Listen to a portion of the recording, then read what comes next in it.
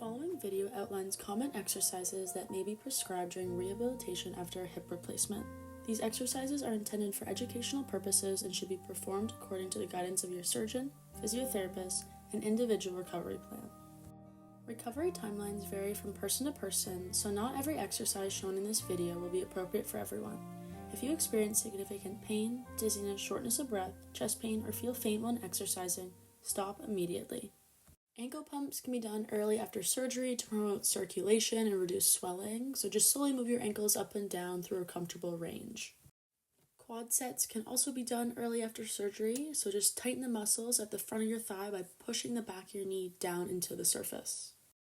Heel slides help improve hip and knee mobility, so slowly slide your heel towards your body and then return to the starting position.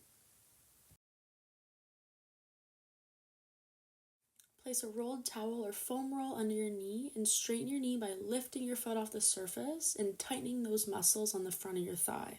While lying on your back, slowly lift your leg and lower it back down with a bent knee. We can progress this exercise by keeping the knee straight, lifting it off the surface, and slowly lowering it back down. So you're going to lift your hips up to the sky while keeping your feet flat on the surface and slowly lower back down. We can progress this as strength improves to doing it on single leg and focus on maintaining a level pelvis throughout the movement. For heel raises, we're going to rise up onto our toes and slowly lower back down to strengthen our calf muscles. And then to add some challenge, we can do it on one leg, and you can hold onto a surface for support if needed. For the hamstring curl, you're going to bend your knee and bring your heel to your glute. So you're going to start sitting down, scooch your butt to the end of the chair, lean forward and stand up. Try to not use your hands, and then slowly come back down. For the partial lunge, you're going to step forward and lower your body slightly while maintaining good control and balance. And then as strength and mobility improves, lunges can be performed through a larger range of motion to further challenge the muscles of the lower body. So we're bringing our knee all the way to the ground. There's lots of variations of hip abduction. This one's in lying, where you're going to move your leg slowly out to the side and return it to the starting position. You can also do this in standing. Make sure you keep your trunk upright and your hips facing forward, and avoid leaning your body during the movement. You can also do this while lying on your side. Might be a little bit harder, so lifting your top leg toward the ceiling and slowly lowering it back down. For the clamshell, your knees are going to be bent, feet together. Lift that top knee while keeping your feet in contact, and make sure your hips are facing forward. For the banded abduction, you're going to add a resistance band around the legs and pull your knees apart.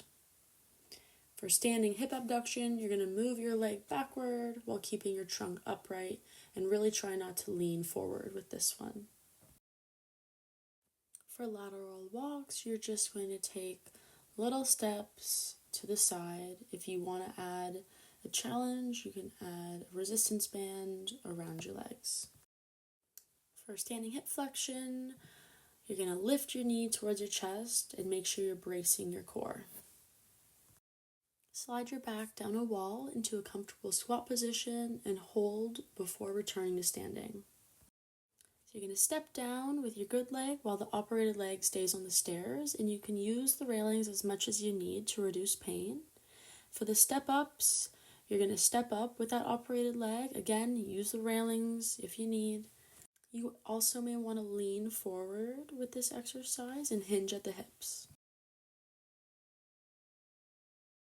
So single leg balance, you're going to lift one leg up while holding onto a wall or counter. And let go as you feel more comfortable. And then for tandem balance, you're going to stand with one foot in front of the other, beside a counter or the corner of your wall, and imagine you're standing on a rope.